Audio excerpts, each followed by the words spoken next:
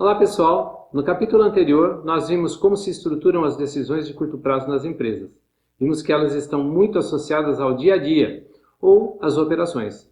Os cuidados para controlar o caixa para pagamento de dívidas de curto prazo representam seguramente uma atividade muito importante no âmbito organizacional, mas essas não são as únicas atividades de gestão financeira necessárias ao bem-estar da organização.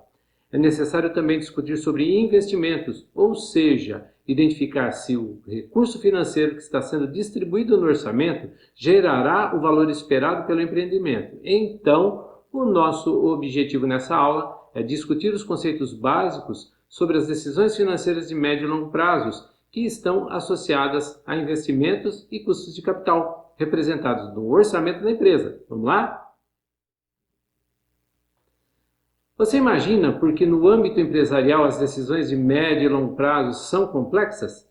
Em primeiro lugar, é necessário estabelecer o que significa médio e longo prazo. Em regra, as estratégias empresariais são definidas pela empresa no seu plano estratégico. Eu já falei sobre plano estratégico nessa aula de administração que está aparecendo aí no card. Bom, o plano estratégico é um documento que norteia as atividades empresariais para 5 anos. Então, os eventos que modificam o patrimônio após o exercício, mas que ocorrem durante a vigência do plano estratégico, são de médio prazo. Lembrando que o plano estratégico é revisado anualmente, tá bom? É assim. Quando uma empresa faz um investimento em uma fábrica nova, por exemplo, até essa fábrica ficar pronta e começar a produzir, vai 1, 2, até mais anos. Isso é identificado como médio prazo. Quando as modificações no patrimônio decorrem de condições futuras que extrapolam o prazo do plano estratégico, então temos o longo prazo. O plano estratégico é ancorado no orçamento de capital, onde são especificados os investimentos que serão realizados em 5 anos, de acordo com a visão e a missão da empresa. O orçamento de capital também é chamado de orçamento de investimento, porque ele possui as informações que precisam ser utilizadas nas avaliações de aquisição de bens de capital. Veja só, adquirir máquinas, tecnologias, fazer prédios, custa muito dinheiro e, como nós vimos no capítulo passado, a maioria das empresas tem recursos apenas para financiar suas operações. Quer dizer, tem dinheiro para pagar a folha de pagamento, comprar estoques, pagar as contas do mês, que se localizam aí no passivo circulante. Agora, quando se trata de adquirir bens de capital, bom, aí precisa de muito dinheiro. Mas sempre tem um bom motivo por trás dessa ideia. A empresa pode querer investir para abrir um novo mercado ou para produzir um produto mais tecnológico ou para dobrar sua produção. Mas em qualquer situação, o dinheiro normalmente não está disponível e a empresa vai em busca de recursos suplementares para a aquisição de bens e serviços no presente com pagamento futuro. Grosso modo, nessas circunstâncias, 3 coisas são avaliadas: quanto é o investimento no presente, quanto esse investimento proporcionará de ganho futuro e qual é o custo do capital envolvido na transação, ou seja, qual o valor futuro do capital emprestado, adicionado dos juros. Quando as empresas buscam recursos no mercado financeiro, elas tomam crédito. O valor emprestado é o principal e a taxa aqui, o principal é exposto do momento do empréstimo até o momento do pagamento, é denominada de juros. Essa taxa corresponde à expectativa de ganho do credor, que é quem empresta, adicionado do risco de inadimplência. Para reduzir o risco, é usual que o credor realize uma análise de crédito em que considera a expectativa de geração de fluxo de caixa futuro, decorrente do investimento. Veja que todos esses valores representam expectativas futuras. Vamos ver como calcular então essas expectativas. Por exemplo, uma empresa necessita adquirir uma estação de trabalho de última geração e realizou uma cota em 2 fornecedores. No primeiro, ela teve uma proposta de preço à vista de 90 mil, pagando em 12 vezes com juros simples de 2% ao ano. No segundo, ela teve uma proposta de 89 mil à vista ou em 12 vezes com juros compostos de 2% ao ano. Vamos dar uma olhadinha como analisar essas propostas na planilha. Beleza, agora tem uma planilha aqui que eu vou fazer o seguinte. Eu vou colocar na célula A2 valor de aquisição desse equipamento que a gente deseja comprar. Esse valor de aquisição é o P. Os juros, que é a taxa I.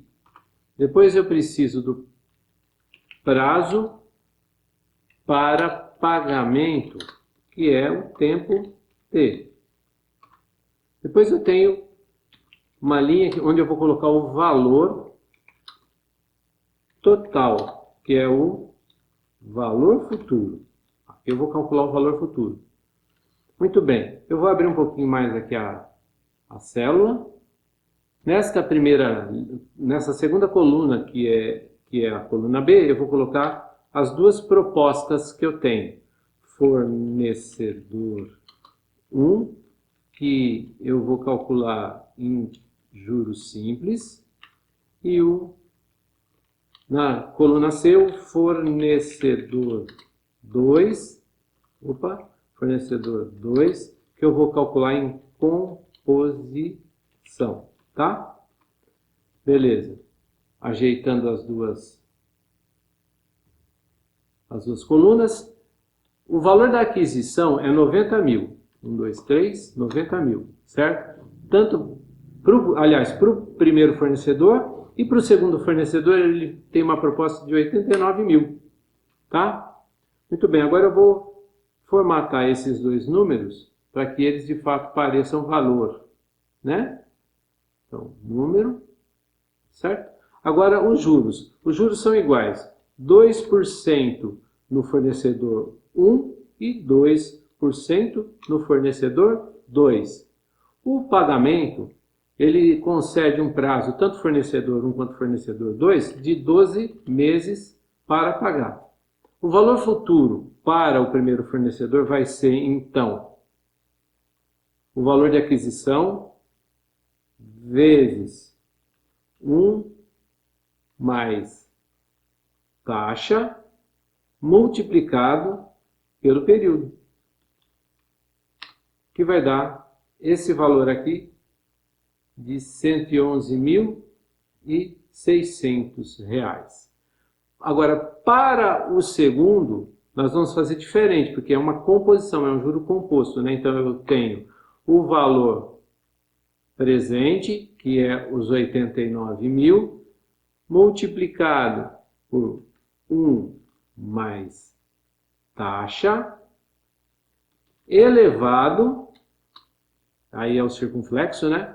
Elevado a período. E nós teremos, então, um valor de R$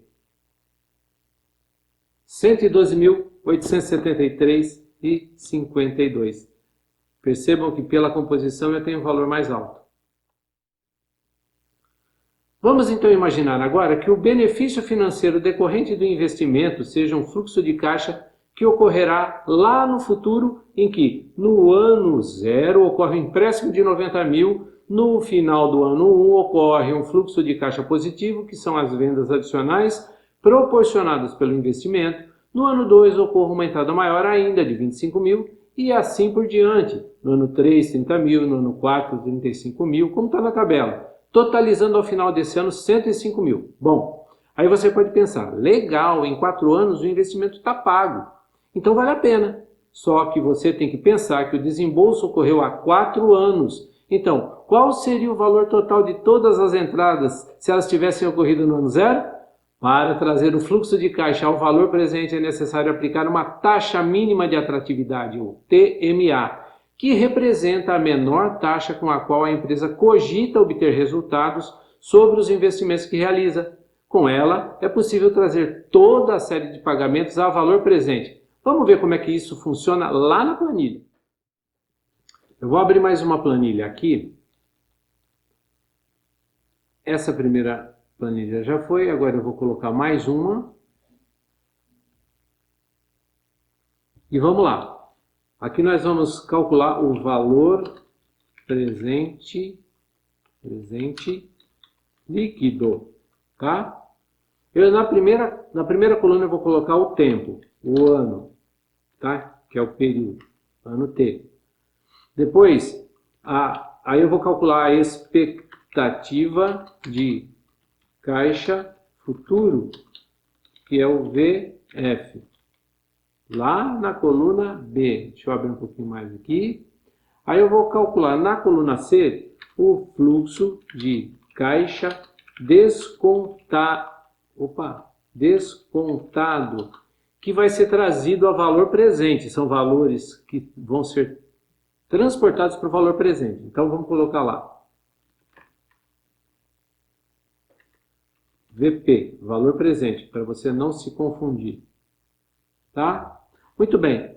Então nós temos no primeiro ano, no ano 0, melhor dizendo, nós vamos ter um desembolso, é importante que fique em negativo, tá? De 90 mil, certo? 90 mil. O fluxo de caixa descontado, ele não sofre alteração para esses 90 mil, porque eu não tenho nenhuma taxa ainda incidindo sobre ele. Agora, no ano 1, deixa eu fechar um pouquinho mais aqui.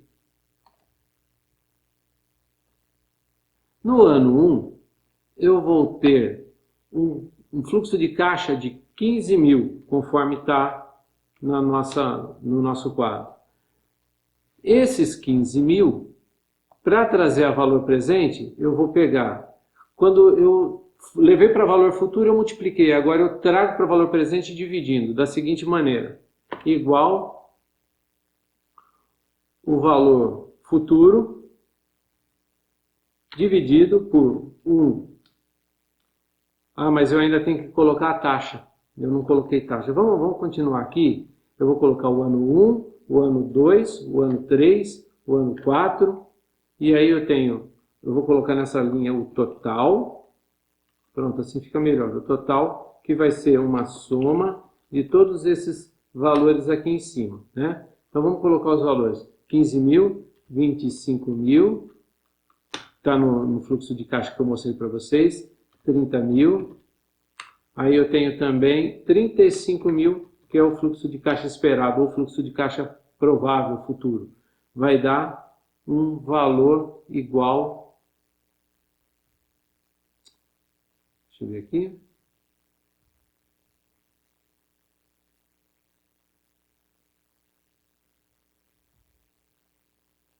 tá, eu peguei, ele está dando esse valor porque eu peguei o valor do desconto do financiamento em cima, então aqui é B4, 105 mil, tá? Então esses 5 mil refere-se exclusivamente às entradas de caixa, tudo bem? Dá 105 mil, conforme a gente viu lá na planilha. Muito bem, a minha TMA, suponha que seja TMA, a taxa mínima de atratividade, de 2%. Eu posso testar o mercado e definir efetivamente quanto representa essa taxa. Na nossa simulação, eu vou colocar uma taxa qualquer, 2%. Tá? Muito bem. Agora, sim, eu vou poder calcular todos esses valores. O primeiro valor, ele é o valor presente dividido por 1 mais a taxa, que está lá em B9. Eu vou travar esse B9 porque depois eu vou querer arrastar a célula. Então, travo o B9, tá? Fecha. Aí eu vou elevar ao tempo, tá? Tempo, ele vai ser 1, porque eu tenho um ano aqui. Então, ele vai ser esse ano aqui, tá bom? Me deu este valor. Eu não sei que valor é esse, porque não colocou pontuação. Então, eu vou pontuar número, lá. Baixou para 14.705, que é o valor presente de um valor futuro de 15 mil. Vamos modelar todos esses valores para que eles fiquem parecidos com o valor de fato. É importante deixar a tabela bem organizada. Muito bem, agora está dessa maneira. Então, eu posso arrastar para as outras posições até o 4. E pronto, eu trouxe cada um dos valores do fluxo de caixa a valor presente. Vamos ver quanto isso dá? Eu tenho aqui embaixo mais uma linha e vou colocar assim. Total, esse daqui vai ser o total futuro, esse daqui é o total presente. Então a gente faz um somatório aqui, que pegue todo o fluxo de caixa a valor presente, menos o desembolso, porque é aquele que está calculando juntamente com o desembolso. Então eu vou colocar aqui este menos os 90 mil que são desembolsos, mais, melhor dizendo, né? Coloquei menos, mas não mais aqui. Ah, errei aqui. É uma soma, na verdade. Mais, pronto. 9.339,36 é o valor do fluxo de caixa presente. Qual é o meu ganho em relação ao financiamento? Então eu pego esse valor aqui e vou colocar assim. Vou arrumar uma taxa aqui, tá? Vou calcular uma taxa. Ganho. Esse ganho, ele vai ser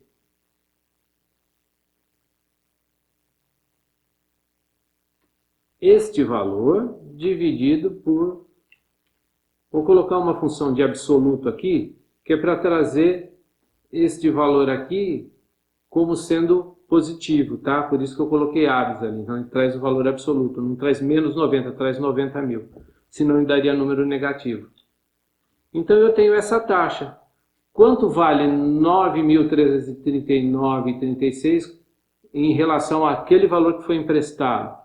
Vale exatamente 10,38%.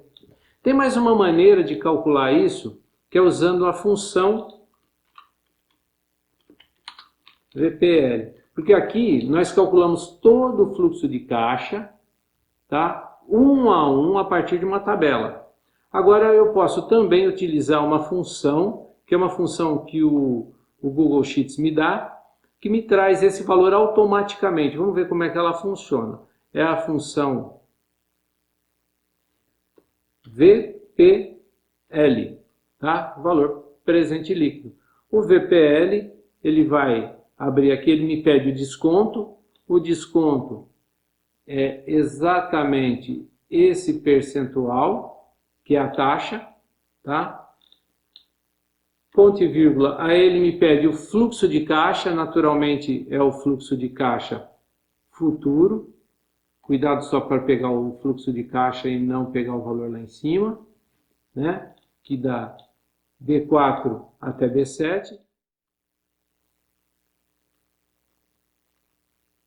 99.339,36, que está considerando ainda o valor do desembolso de 90. Vamos tirar esse valor para ficar exatamente da maneira como precisa. Então eu pego aqui no comecinho, eu vou lá nos 90 e somo com o VPL. Pronto, eu tenho os 9.339 que bateu com o cálculo que nós fizemos em cada uma das posições. Bom, o fluxo de caixa descontado, ou seja, a valor presente, é de 9.339,36. E isso representa um ganho de 10,38% sobre o valor do investimento de 90 mil. Isso indica que o investimento por si só vale a pena. Mas tem mais uma maneira de confirmar se é isso mesmo. Se de fato vale a pena, calculando o índice de lucratividade. Vamos voltar lá para a planilha. Para calcular o índice de lucratividade, eu vou adicionar mais uma aba.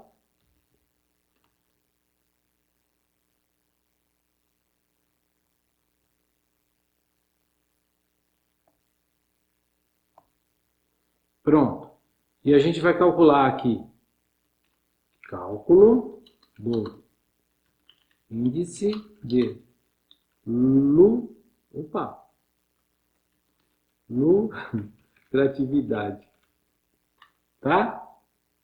Qual é o nosso fluxo de caixa? Vamos lembrar qual é o fluxo de caixa. É fácil. Vou botar aqui, ó. Fluxo de caixa. Para eu não ter que digitar um por um de novo, eu vou colocar um igual aqui. Vou colocar um igual. Vou lá para a página anterior e vou colocar sobre a célula onde inicia o meu fluxo de caixa descontado, tá bom? E trago o valor para cá. Agora eu vou arrastar para os outros anos. Assim eu consigo os outros valores. São 2, 3, 4, até 32 mil. Pronto, é isso daí mesmo. 4 anos, certo? Legal. Muito bem, agora eu vou encontrar o total do valor presente, somando todos esses valores. Já pegou aqui automático, 99.339,36. Qual é o total do investimento mesmo? Total do investimento. Eu vou fazer um negócio aqui, que não é necessário, mas se eu quiser automatizar minha planilha, isso é conveniente. Vou colocar um igual, venho para a página anterior, coloco aqui absoluto e vou pegar este valor aqui de 90 mil. Veio 90 mil. Vou formatar esse valor aqui como número. Pronto. Agora eu tenho também o total do investimento. Qual é o total da lucratividade? Total da lucratividade é total da lucratividade, o valor do VP, dividido pelo total do investimento. Eu tenho eu tenho um retorno, uma lucratividade de 1,103 daquilo que foi financiado, daquilo que foi investido. Ou seja, 10,3% de retorno. Eu vou até dar uma melhorada nisso para a gente ter um valor um pouquinho menor, para a gente ter um cálculo. Pronto, de 3 casas já está bom. 10,4%, quer dizer, 10,4% de retorno sobre o investimento de 90 mil. E esse é o total de lucratividade.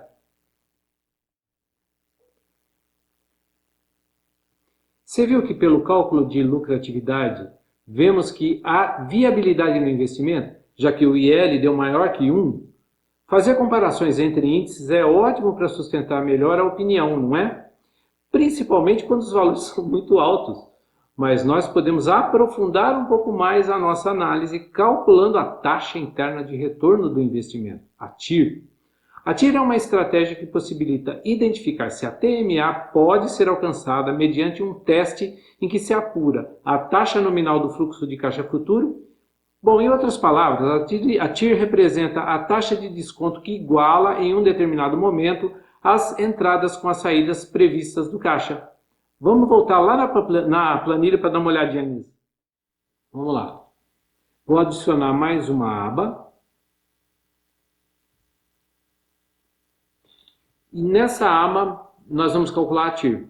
A TIR nós vamos calcular comparando 3 investimentos prováveis, certo? Para o mesmo equipamento, para a mesma tecnologia que a gente está investindo. Então, vou colocar na coluna A o tempo de investimento, que vai da obtenção do crédito, depois eu tenho 1 ano, 2 anos, 3 anos, 4 anos, tá bom? Aqui eu vou colocar o investimento 1. Aqui o investimento 2 e aqui o investimento 3, que é para a gente poder comparar. Então, vou inventar mais 2, além daquele que foi do exemplo que a gente já avaliou, certo? Então, eu vou colocar esses 3 aqui como label de campo, por isso eu vou centralizar e vou colocar em negrito, tá bom? Esses daqui também eu vou centralizar e colocar em negrito, assim como o label de campo. Certo? Pronto, agora nós temos uma tabela mais organizadinha. Bem, agora, em primeiro lugar, o investimento para todas as alternativas é de 90 mil. 90 mil, certo? O investimento é de 90 mil para essa também. Vamos imaginar um investimento de 90 mil para essa também. Eu vou selecionar todo esse segmento de células e já vou colocar um formato de número, porque senão ele fica dando esses problemas aí. Pronto, agora está numérico e as outras que eu colocar também vão ficar. Muito bem, a primeira opção eu vou arrastar da outra página, que tem o valor de 15 mil, 25 mil e sei lá mais o que. Então, eu peguei esse primeiro, arrasto para baixo e tenho todos os valores que a gente já tem da proposta do primeiro fornecedor. Agora, vamos supor que o segundo fornecedor ele me oferece uma tecnologia ou uma máquina diferente que me dá um fluxo de caixa futuro diferente. Um fluxo de caixa mais ou menos assim, ó. No primeiro ano, suponha que ele me dê um valor incremental de 10 mil, no segundo ano 20 mil, do terceiro ano 30 mil, do quarto ano 40 mil. Muito bem, aparentemente o fluxo de caixa do segundo investimento é melhor, quer dizer, é uma máquina melhor, tem uma tecnologia diferente, enfim, me permite obter um fluxo de caixa igual a esse. Agora o terceiro, ele também me dá um fluxo de caixa diferente, 20 mil em todos os anos. Ctrl C, Ctrl V, todos os anos. Vamos ver qual é a melhor alternativa? Então, esses são fluxos de caixas futuros, tá? Para cada uma das tecnologias que são propostas de fornecedores distintos. E agora eu tenho que decidir qual eu quero adquirir. Eu vou adquirir por meio da análise do VPL e da TIR de cada uma delas. Aqui eu vou colocar uma TMA igual.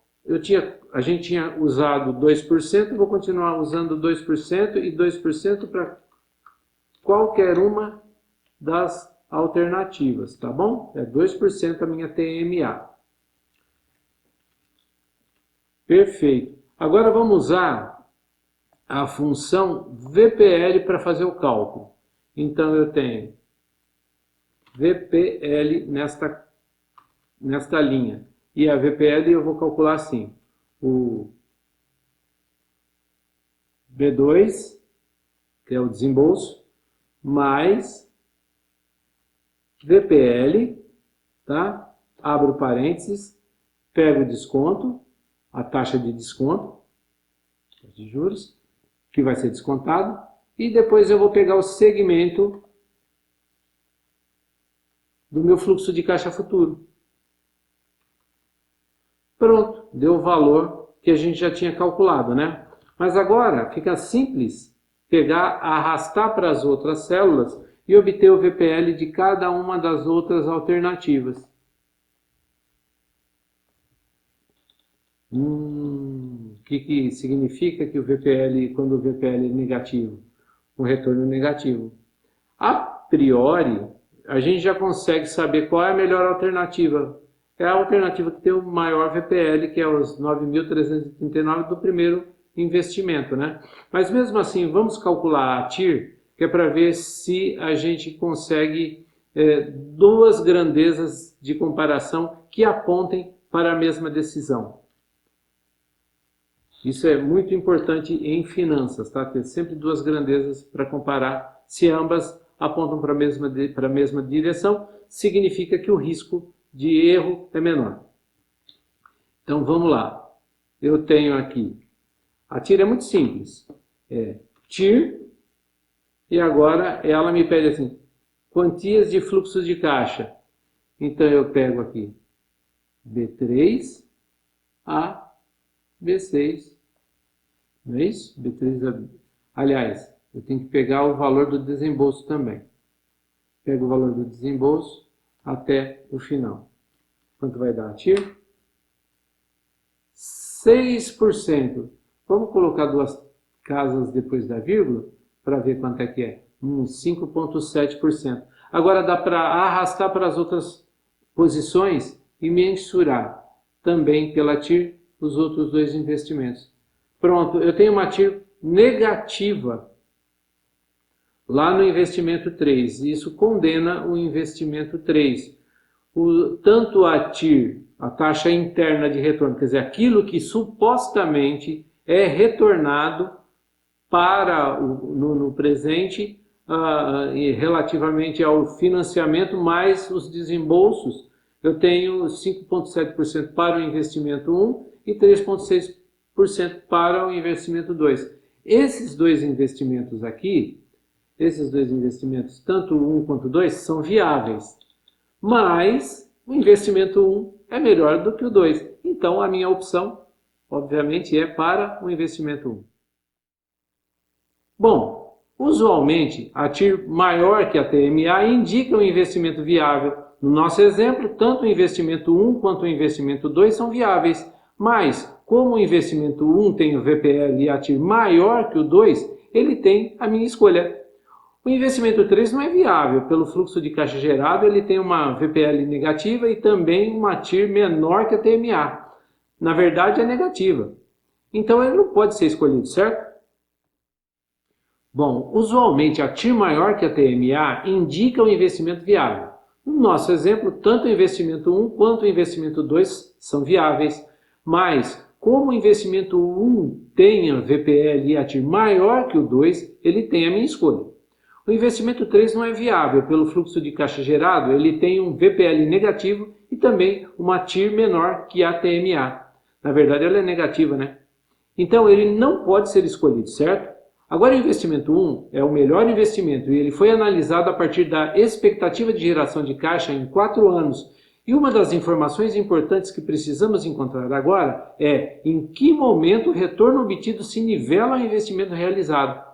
Para saber, é necessário calcular o payback. Vamos voltar para a planilha. Bom, vamos lá. Eu vou abrir mais uma planilha para a gente poder calcular o payback, tá? Então, mais uma planilha nova. E agora eu vou escrever aqui em cima para você não se perder. Payback. Tá? Eu vou precisar, para calcular o payback, do fluxo de caixa, que é o nosso valor presente.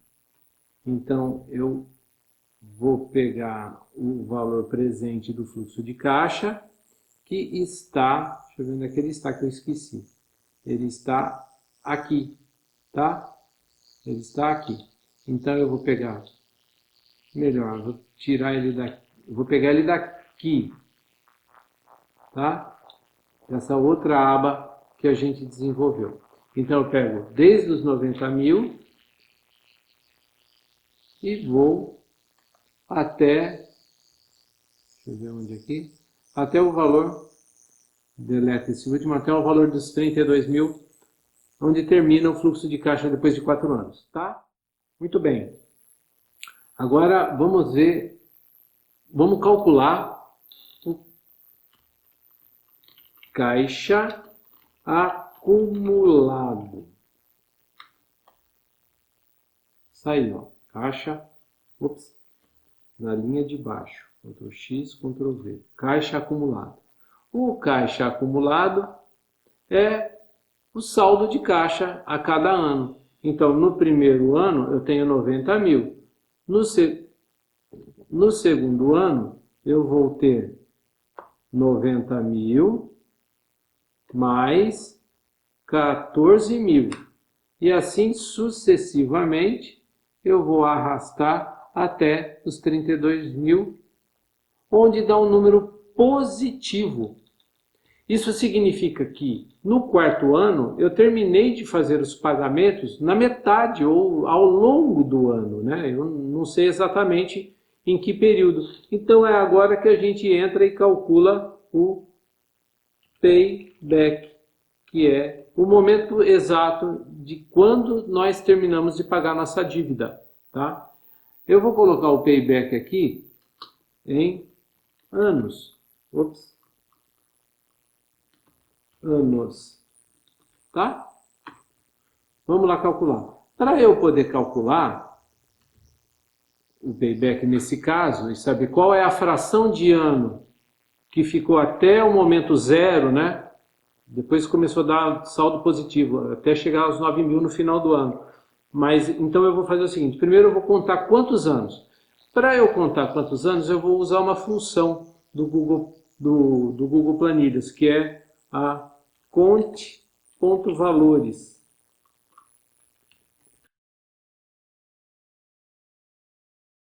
Pronto, são 3 anos que eu venho negativo. Este e este ano eu venho negativo. Agora eu preciso calcular a fração que ainda falta do quarto ano, né? Falta do quarto ano aqui embaixo. Então eu vou calcular a seguinte fração, vamos lá. Esse daqui é o valor remanescente de 22.000 que ficou para o ano subsequente e eu vou pegar o valor absoluto dele, tá? O valor absoluto dele é 22.000, certo? Agora eu vou dividir esse valor excedente, ou esse valor que ainda falta, pelo valor que eu tenho disponível no ano 4. Então eu sei que 22.000 é 71% daquilo que vai entrar ainda no ano 4. Então eu vou somar, vou recortar daqui, Ctrl X, opa,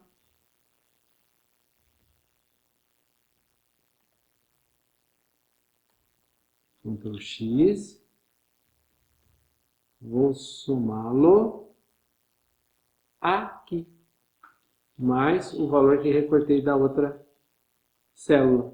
Então, o que eu tenho, gente?